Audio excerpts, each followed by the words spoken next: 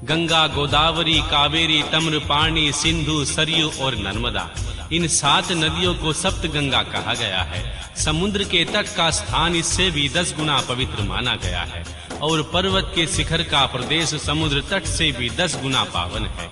सबसे अधिक महत्व का वह स्थान जानना चाहिए जहां मन लग जाए। जहां तक देश का वर्णन हुआ, अब काल का तारतम्य बताया जाता है। सतयुग में यज्ञ, दान आदि कर्म पूर्ण फल देने वाले होते हैं, ऐसा जानना चाहिए। त्रेता युग में उसका 3/4 फल मिलता है। द्वापर में सदा आधे ही फल की प्राप्ति कही गई है। कलयुग में 1/4 ही फल की प्राप्ति समझनी चाहिए और आधा कलयुग बीतने पर उस 1/4 फल में से भी 1/4 कम हो जाता है। शुद्ध अंत करने वाले पुरुष को शुद्ध एवं पवित्र दिन सम फल देने वाला होता है। विद्वान ब्राह्मणों, सूर्य संक्रांति के दिन किया हुआ सत्कर्म पूर्वोक्त शुद्ध दिन की अपेक्षा 10 गुना फल देने वाला होता है, यह जानना चाहिए। उससे भी 10 गुना अधिक उस कर्म का फल है जो विषुव नामक योग में किया जाता है। दक्षिणायन आरंभ होने के दिन अर्थात कर की संक्रांति में किए हुए पुण्य कर्म का महत्व विषुवसे से भी 10 गुना माना गया है। उससे भी 10 गुना मकर संक्रांति में और उससे भी 10 गुना चंद्र ग्रहण में किए हुए पुण्य का महत्व है। सूर्य ग्रहण का सबसे उत्तम फल है। उसमें किए गए पुण्य कर्म का फल चंद्र ग्रहण से भी अधिक और पूर्ण मात्रा में होता है।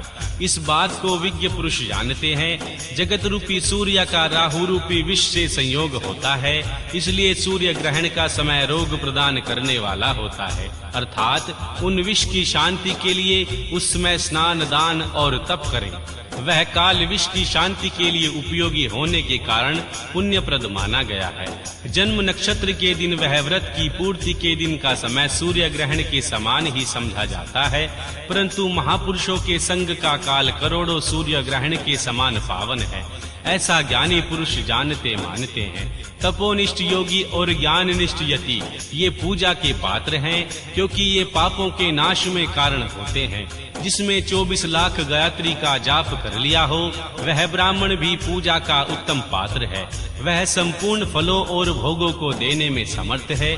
जो पतन से तरण करता है अर्थात नरक में गिरने से बचाता है, उसके लिए इसी गुण के कारण शास्त्र में पात्र शब्द का प्रयोग होता है। वह दाता का पातक से त्राण करने के कारण पात्र कहलाता है। गायत्री अपने गायक का पतन से त्राण करती है, इसलिए वह गायत्री कहलाती है।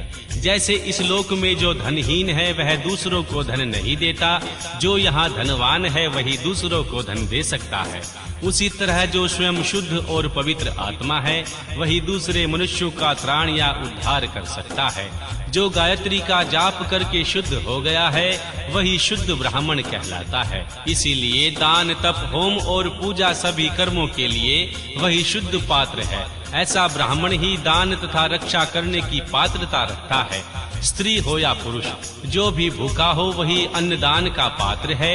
जिसको जिस वस्तु की इच्छा हो उसे वह वस्तु बिना मांगे ही दे दी जाए तो दाता को उस दान का पूरा फल प्राप्त होता है। ऐसी महर्षियों की मान्यता है। जो सवाल या याचना करने के बाद दिया गया हो वह दान आधा ही फल देने वाला बताया गया है। अपने सेवक को दिया हुआ दान 1/4 फल देने वाला होता है। विप्रवरो, जो जाति मात्र से ब्राह्मण और दीनता पूर्ण वृत्ति से जीवन बिताता है उसे दिया हुआ धन का दान दाता को इस भूतल पर 10 वर्षों तक भोग प्रदान करने वाला होता है। वही दान यदि वेदवेता ब्राह्मण को दिया जाए तो वह स्वर्ग लोक में देवताओं के वर्ष से 10 वर्षों तक दिव्य भोग देने वाला होता है। शील और उच्छल वृत्ति से लाया हुआ धन गुरु दक्षिणा में प्राप्त हुआ अन्न धन शुद्ध द्रव्य कहलाता है। उस दान का दाता को पूर्ण फल देने वाला बताया गया है। क्षत्रियों का शौर्य से कमाया हुआ, वैश्य को व्यापार से आया हुआ और शूद्रों का सेवा वृत्ति से प्राप्त किया हुआ धन भी उत्तम द्रव्य कहलाता है। धर्म की इच्छा रखने वाली स्त्रियों को जो धन पिता और पति से मिला हुआ हो उसके लिए वह उत्तम द्रव्य है। गौ आदि 12 वस्तुओं का चैत्र आदि 12 महीनों में क्रमशः दान करना चाहिए। गौ, भूमि, तिल, सुवर्ण, घी, वस्त्र, धान्य आदि, गुड़, चांदी नामक कोहड़ और कन्या ये ही वे 12 वस्तुएं हैं। इनमें गोदान से कायिक, याचिक और मानसिक पापों का निवारण तथा कायिक आदि पुण्य कर्मों की पुष्टि होती है। ब्राह्मणों, भूमि का दान इहलोक और परलोक में प्रतिष्ठा, आश्रय को देने वाला होता है। तिल का दान बलवर्धक एवं मृत्यु का निवारण करने वाला होता है। सुवर्ण का दान जठारा अग्नि को बढ़ाने वाला तथा वीर्यदायक है। घी का दान पुष्टिकारक होता है। वस्त्र का दान आयु की वृद्धि करने वाला होता है, ऐसा जानना चाहिए। धान्य का दान अन्न की, धन की समृद्धि के कारण होता है। गुड़ का दान मधुर भोजन की प्राप्ति कराने वाला होता है। चांदी के दान से वीर्य की वृद्धि होती है। लवण का दान षड्रस भोजन की प्राप्ति कराता है। सब प्रकार का दान सारी समृद्धि की सिद्धि के लिए होता है। विज पुरुष कुष्मांड के दान को पुष्टिदायक मानते हैं। कन्या का दान आजीवन भोग देने वाला कहा गया है। ब्राह्मणों, वह लोक और परलोक में भी संपूर्ण भोगों की प्राप्ति कराने वाला होता है। विद्वान पुरुष को चाहिए कि जिन वस्तुओं में श्रवण आदि इंद्रियों की तृप्ति होती है, उनका सदा दान करे।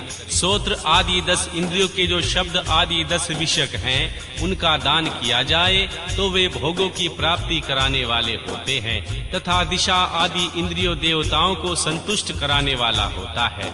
वेद और शास्त्र को गुरुमुख से ग्रहण करके गुरु के उपदेश से अथवा स्वयं ही बोध प्राप्त कराने वाला होता है।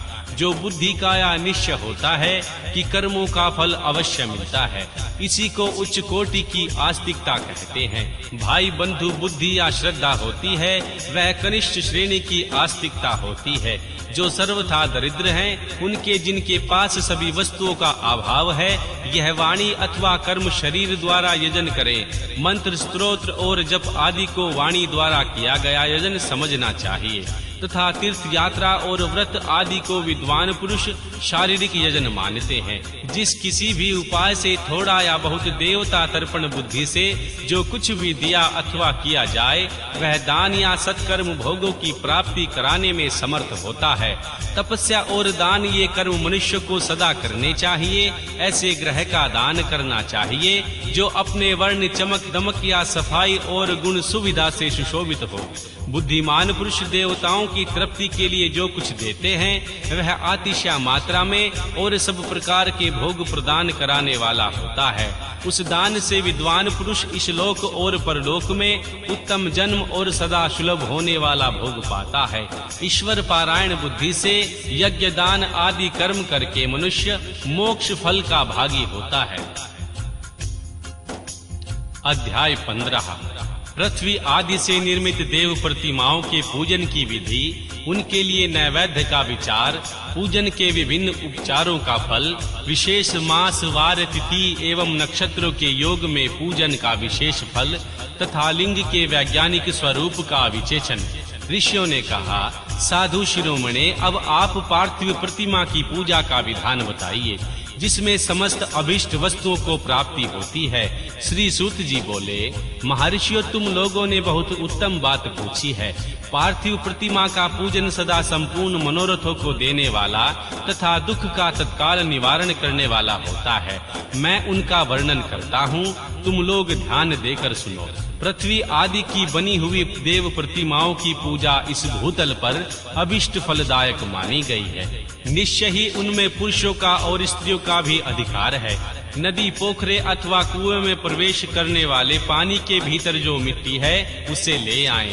फिर गंध चूर्ण के द्वारा उनका संशोधन करें और शुद्ध मंडप में रखकर उसे महीन पीसे और साने। इसके बाद हाथ से प्रतिमा बनाएं और दूध से उनका सुंदर संस्कार करें। इस प्रतिमा में अंग प्रत्यंग अच्छी तरह प्रकट हुए हो तथा वह सब प्रकार के अस्त्र शस्त्रों से संपन्न बनाई गई हो। तदंतर उसे पद्मा आसन पर स्थापित करके आदर पूर्वक उसका पूजन करे। श्री गणेश जी, सूर्य जी, श्री विष्णु जी और माँ दुर्गा और भगवान शिव की प्रतिमा का, शिव का एवं शिवलिंग के द्वारा जो सदा पूजन करना चाहिए। षोडशोपचार पूजा जनित फल की सिद्धि के लिए 16 उपचारों द्वारा पूजन करना चाहिए। पुष्प से प्रोक्षण और मंत्र पाठ पूर्वक अभिषेक करें। अगहनी के चावल से नैवेद्य तैयार करें। सारा नैवेद्य एवं कुंडव लगभग पाव भर का होना चाहिए। घर में पार्थिव पूजन के लिए एक कुंडव और बाहर किसी मनुष्य द्वारा स्थापित शिवलिंग के पूजन के लिए एक प्रस्थ शेर भर नैवेद्य तैयार करना चाहिए।